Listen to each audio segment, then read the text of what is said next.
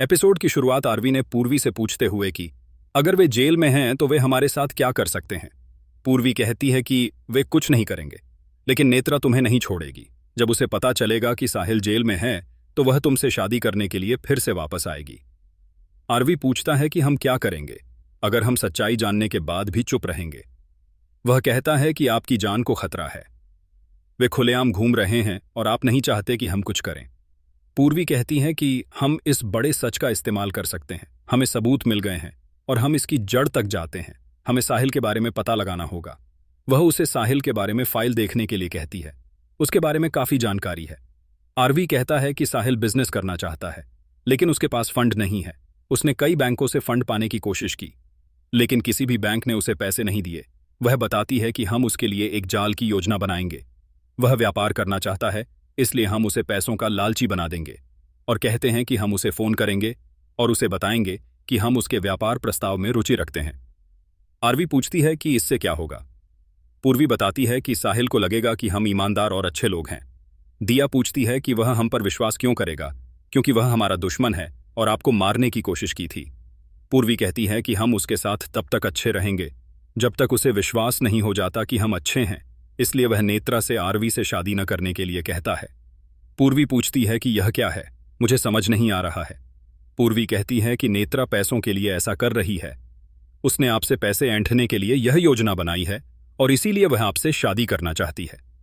वह कहती है कि शादी के बाद वह आपसे पैसे मांगेगी और फिर वह साहिल को दे देगी। R.V कहते हैं कि हम कोई और बनकर कॉल करेंगे। युग कहते हैं कि मैं वित्तीय सलाहकार के रूप में काम करूंगा। पूर्वी कहती है कि आपको अपना सिम बदलना होगा और कॉल करना होगा। युग कहते हैं कि उनके पास एक और सिम है। वह साहिल को कॉल करता है। साहिल कॉल उठाता है।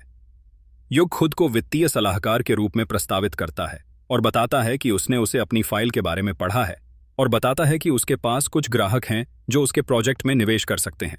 साहिल पूछता है, सच में? युग कहता है नहीं और फिर हाँ कहता है। वह कहता है कि उसके पास एक व्यावसायिक ग्राहक है और वह उससे मिल सकता है। साहिल खुश हो जाता है और कहता है कि मैं आऊंगा, लेकिन कब? युग कहता है कि मैं आपको मैसेज करूंगा और कॉल समाप्त कर देता है। साहिल ने नेहा को कॉल के बारे में बताया और बताया कि एक बार उन्हें निवेशक मिल जाए तो वे शादी कर लेंगे। वह कहता है कि मम्मी और पापा मान जाएंगे और अगर वे नहीं भी माने तो भी हम शादी कर लेंगे। हमारी जिंदगी अच्छी होगी और हमारे सपने पूरे होंगे। नेहा भी खुश हो जाती है। वह कहता है कि यह उसकी जिंदगी का सबसे अच्छा दिन है। पूर्वी कहती है कि वह सोच रहा होगा कि उसके सपने पूरे होंगे, लेकिन जब हम गलत करते हैं तो सपने टूट जाते हैं। युग कहता है कि हम इसे तोड़ देंगे। दिया कहती है कि भगवान आपके कर्म के अनुसार फल देगा। युग कहता है कि उसने भाभी को मारने की कोशिश की। आरवी कहता है कि मैं किसी को नहीं छोड़ूंगा, सभी को सजा मिलेगी। युग कहता है कि मेरी भाभी की वजह से उसने क्या योजना बनाई है। पूर्वी कहती है कि हम खेल खेलेंगे। आरवी कहता है कि खेल कल शुरू होगा, यह नेत्रा की शुरुआत होगी और साहिल का खेल खत्म होगा। अगले दिन साहिल पुष्टिकरण कॉल का इंतजार करता है और नेहा को बताता है कि उसे कोई स्पष्टता नहीं है कि वे कब निवेश करेंगे आदि। वह कार सेवा से कॉल करता है और कॉल नहीं उठाता। नेहा कहती है कि ऐसा लगता है कि यह एक सपना है, क्योंकि उसे अपनी क्षमता के कारण कॉल मिला है। साहिल बताता है कि उसने कई निवेशकों से संपर्क किया था, लेकिन उसे अस्वीकृति का सामना करना पड़ा। उसे उम्मीद है कि उसे जल्द ही संदेश मिल जाएगा। नेहा उसे चिंता न करने के लिए कहती है और उसे जल्द ही कॉल मिल जाएगी। युग R.V और पूर्वी के दरवाजे पर दस्तक देता है। R.V दरवाजा खोलता है और पूछता है कि क्या हुआ। युग का कहना है कि वह वित्तीय सलाहकार के रूप में काम नहीं कर सकता क्योंकि साहिल उसे जानता है। पूर्वी हां कहती है। R.V का कहना है कि वह सही है, हो सकता है कि उसने युग को देखा हो और उसे पहचान लिया हो। पूर्वी कहती है, मुझे लगता है कि नेत्रा उसके साथ आएगी। युग कहता है कि साहिल ने शायद मुझे देख लिया होगा। पूर्वी बताती है कि साहिल को उस पहचान लेगा और युग से कहती है कि वह कोई और बन जाएगा। वह कहती है कि दिया सामान के साथ आ रही होगी। दिया वहां आती है और पूछती है कि वे अभी तक तैयार क्यों नहीं हैं, क्योंकि उन्हें साहिल को फोन करना है। युग दिया से तैयार होने के लिए अपना सामान देने के लिए कहता है। R.V बाथरूम में चला जाता है और पूर्वी गेस्ट रूम के बाथरूम में जाती है। अतीत की है। मोनिशा साहिल को कॉल करती है और पूछती है कि क्या उसके पास उसे कॉल करने और मैथ्यू के बारे में अपडेट करने का शिष्टाचार नहीं है। साहिल का कहना है कि मैथ्यू वहां से भाग गया था। मोनिशा उसे अपने भले के लिए उसे सूचित रखने के लिए कहती है। साहिल कहता है ठीक है और कॉल समाप्त करता है।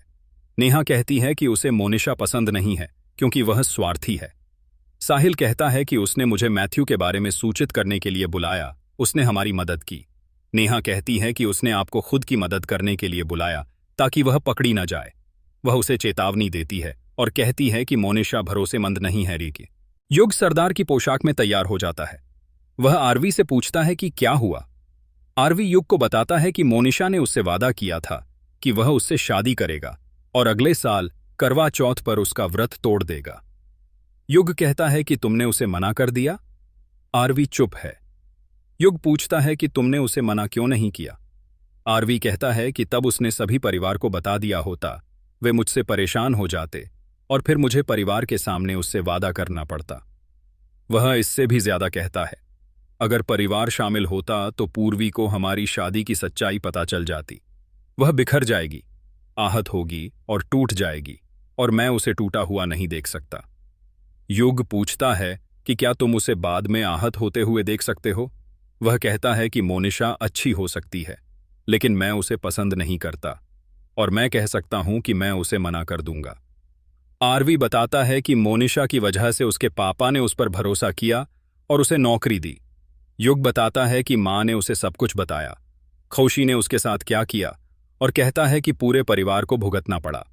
वह कहता है कि पूर्वी से बदला लेने की उसकी योजना गलत थी और कहता है कि वह वास्तव में अच्छी है और आपकी ढाल है और आपके बारे में सुरक्षात्मक है। वह कहता है कि एक अच्छे व्यक्ति से बदला लेना गलत है।